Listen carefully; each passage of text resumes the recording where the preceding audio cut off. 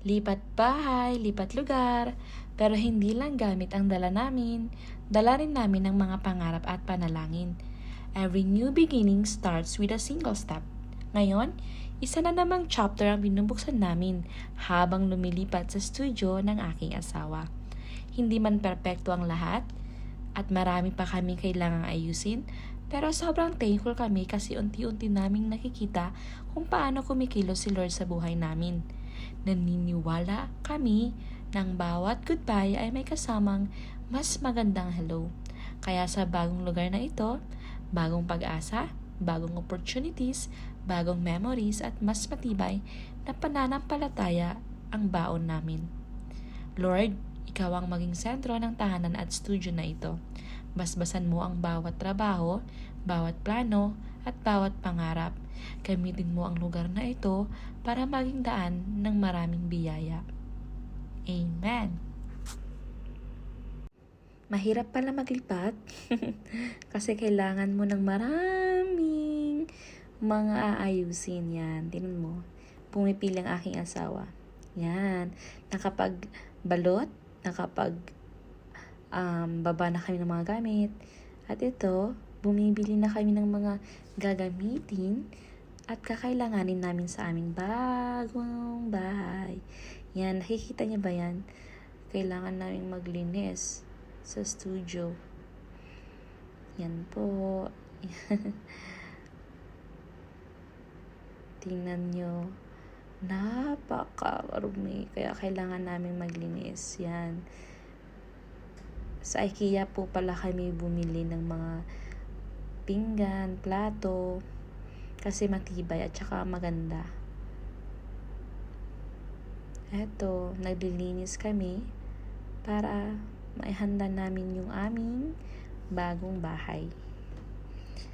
Lumipat kami kasi yung bagong trabaho ng asawa ko dito na lugar at saka hindi pwede na hindi kami magkasama. Kaya dito na rin ako maghanap ng aking trabaho. Nandito po pala kami sa Al Ain. Part po siya ng Abu Dhabi, Middle East. Yan, ang gaganda po ng mga plato, baso at kutsara. At saka sobrang tibay at saka sobrang ganda. Sobrang mura din. Affordable lang siya. Yan, namili na po kami ng aming mga kakainin kasi wala pa po kaming pagkain. Yan. Siya na po yung nag-aayos dyan kasi mas gusto niya yung arrange niya kaysa sa akin. Ang hirap din pala kapag hindi kayo equally same of ano ba yun, mga bagay-bagay. Pero you need to be adjust, you need to talk, communicate. Yan, ina-arrange niya yung na-arrange ko na din. So therefore, kailangan nating mag-adjust. You need to accept the thing that hindi lahat ng bagay pareho. Yan. Pero I accept and loved him so much. Yan. Ang galing niya din kasi tingnan niyo. Oh, tuwing. At saka pala malinis pala siya kasi nililinis na yung sa taas. Pero inutos ko lang din, iniisip niya kung paano niya i-arrange yung plato at pinggan yan.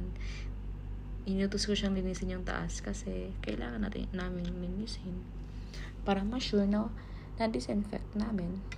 And then yan, kailangan namin ng ref, kailangan namin ng washing machine, kailangan namin ng cabinet, kailangan namin ng bed.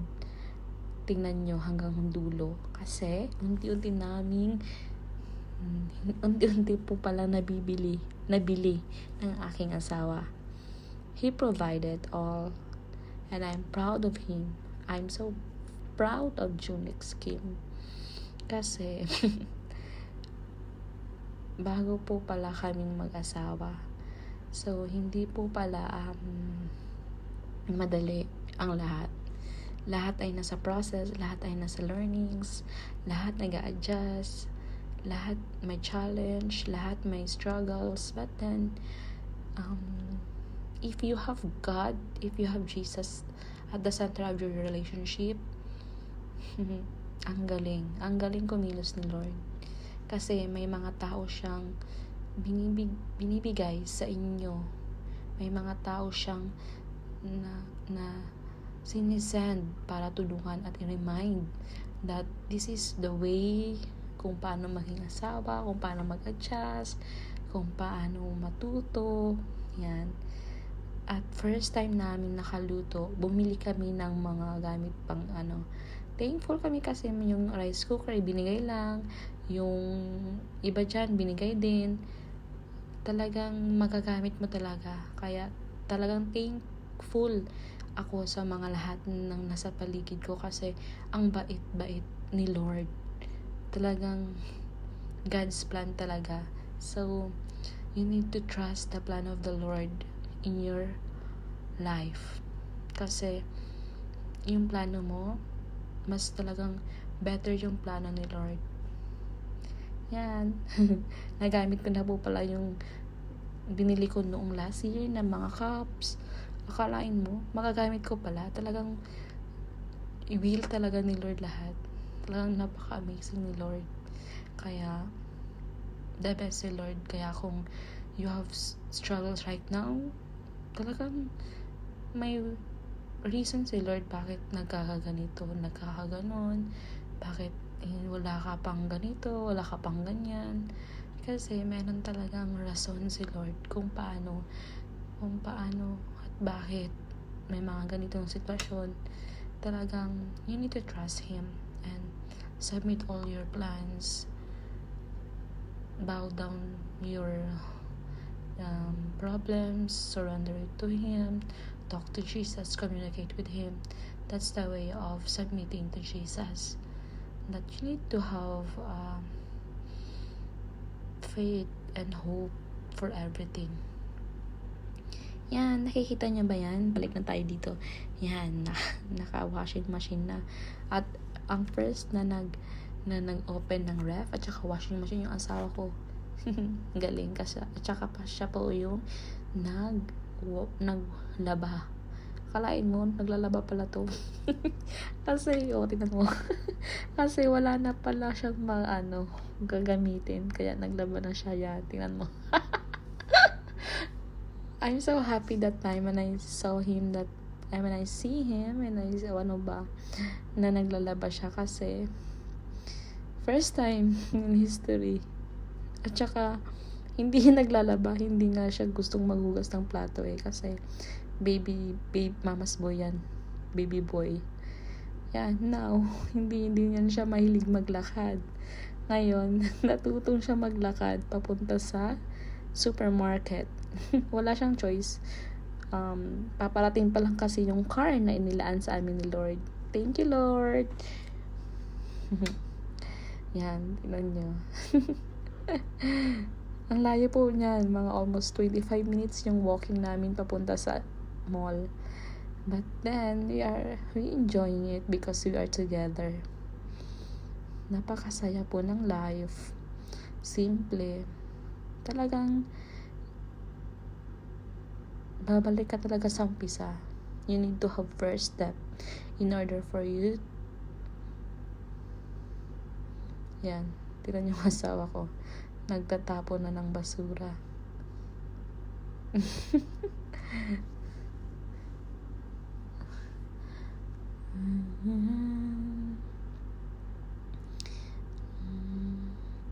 Ang galing ni Lord. Talagang yan, tingnan nyo. I put the Bible on top of the refrigerator kasi siya yung center ng kung ano kami ngayon. Yan. Lahat po pala ng mga ref tag dyan, bigay lang po pala yan from my previous work sa mga colleagues. Yan po. Yung po pala.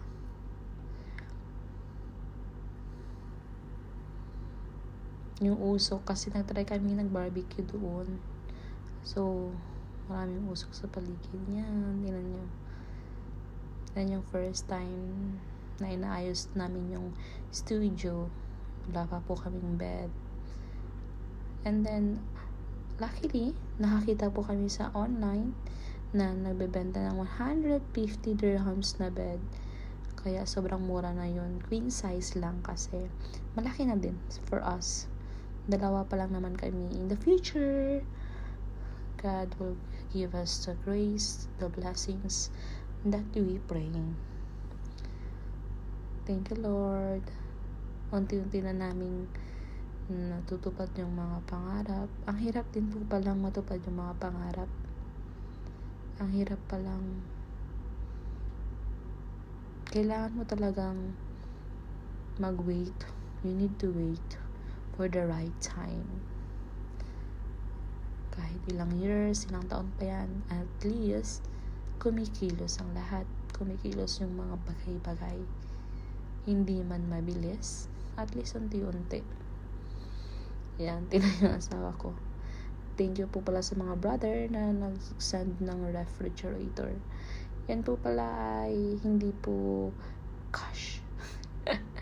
Yan po ay talagang monthly payment also.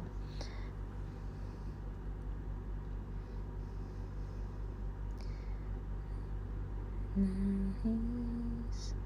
Yan, napakaganda po pala niyan. Ang ref niyan. At tsaka ano din siya, mabilis din siyang lumamig. Tsaka same lang siya ng color doon sa ref, yung washing machine namin. Thank you for watching this video. Ang hirap po pala mag voice over kasi you need to think, you need to talk, you need to have knowledge about everything, you need to share. Charot.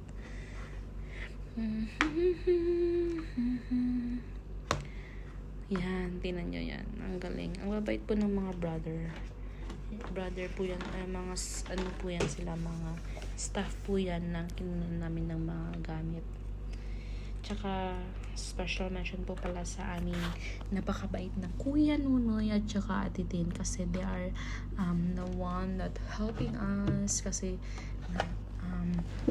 sinabayan nila kayo makahanap ng mga ref, gamit, tsaka with their kids. Talagang bibigyan ka ni Lord ng mga tao na know about everything. Kasi hindi naman tayo alam lahat eh. Kaya talagang you need to surrender all your plans. You need to share. Unti-unti na palang nagiging maayos yung aming studio room. Yan. Tingnan nyo. Naglalaba po siya dyan. Kahit na mahirap, pero may paraan kung gugustuhin. Yan. Ganda-gandahan lang tayo, pero napakapagod palang mag-ayos ng mga gamit. Tingnan nyo. Napakarami po pala kaming gamit. At saka alam niyo po ba na mas marami akong gamit dyan, yung mga damit ko. At saka yan, talagang ang hirap palang mag-ayos at maglipat. Yan, yung mga cup namin hindi pa namin na-arrange kasi we need to have another cabinet. Yan, nakapagbili na po pala ng cabinet sa halagang 230 lang. Yan, tingnan nyo, ganda-gandahan. Siya po ay nakabili na po niya ng queen size bed. Na na na na na na na na na na na. Yan, tingnan nyo. Ang galing din kasi magaling din siya mag-ayos ng gamit.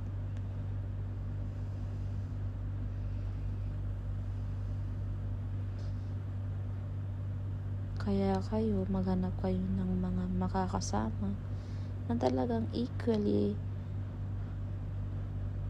nagkakaintindihan kayo, equally na pinag-uusapan nyo yung mga bagay-bagay, yung mga dapat ayusin. Yan. All of the relationship are not perfect. all of the relationship needs to have communication. You need to have a understanding also. Ang hirap kasi kapag wala kayong communication at pag-intindi, talagang wala.